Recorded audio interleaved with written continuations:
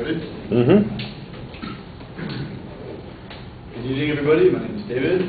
I'll be talking to you about my opponent's claim that prescription drugs are abused due to the misprescription or overprescription of certain pharmaceuticals. My opponent's secondary claims are that the misprescription of drugs leads to drug abuse, that it leads to illegal drug distribution, and that the diversion of controlled prescription drugs, known as CPDs, directly affects crime.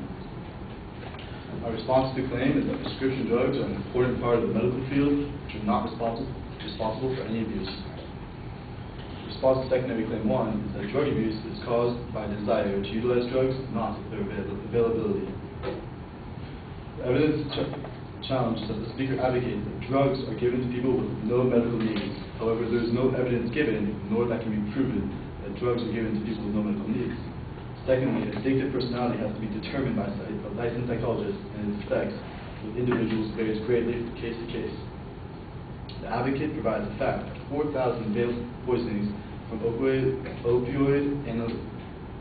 analgesics in 1999 through 2006 has increased. However, this isn't relevant to 2010. The number could easily have dropped, and it's not good to tell where poisonings are now. The counterclaim is that more importantly, that drugs being given to people with no medical needs, drugs are given to people who seriously need them and benefit greatly from them.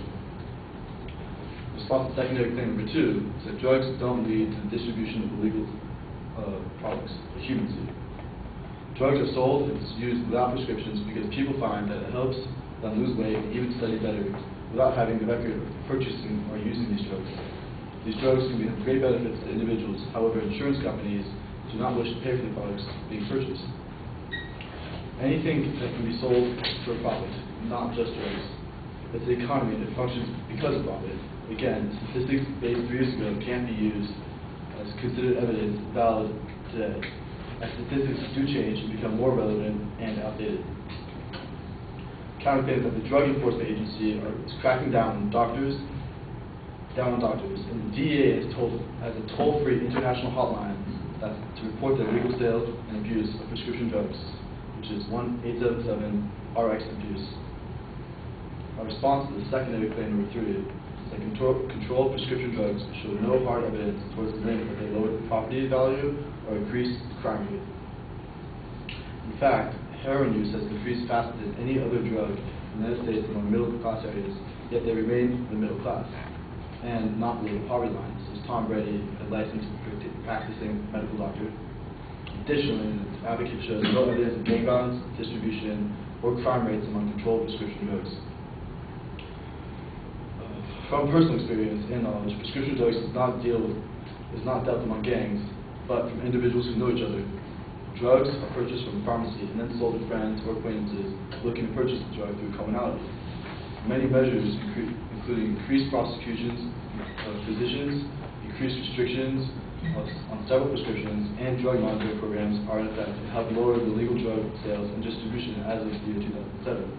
Actually, in 2002, the DEA stated the legal acts by physicians and pharmacists are the primary source of diverted pharmaceuticals available on the illicit market, not gangs. In conclusion, all these reasons lead to evidence that prescription drugs are not the cause for abuse, or misprescriptions and overprescriptions are not the cause for the use of illegal pharmaceuticals. Thank you very much.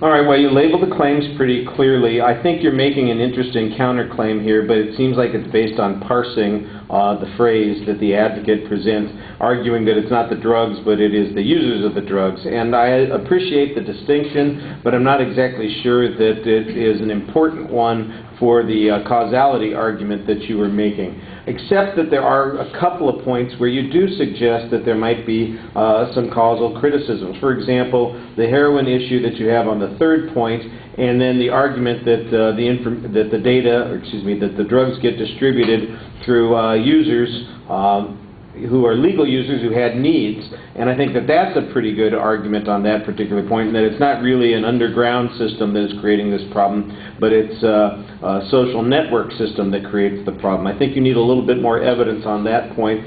Otherwise, you're just splitting some hairs that I don't really think add much credibility to your position. You criticize the advocate's use of evidence in several places. In fact, in one place it was that evidence is 3 years old and things could have changed. Your last piece of evidence comes from 2002, so I think you need to either explain why the 3-year difference is so important and show that there has been a change in those conditions, or abandon the argument that simply because the evidence is old it is not representative. You need to give reasons why that evidence is problematic for being that old, especially if you could show, for instance, the trend in a particular drug use had changed rapidly in a time period during the time that the advocate was citing this information. So if prescription drugs went from being the #1 source of abuse down to #4, well, that would show a trend in a different direction, and if that trend occurred during this time period, then there would be a reason to believe that more recent evidence is necessary in order to reach these conclusions. All we get here are some general assertions on those points. All right, thank you.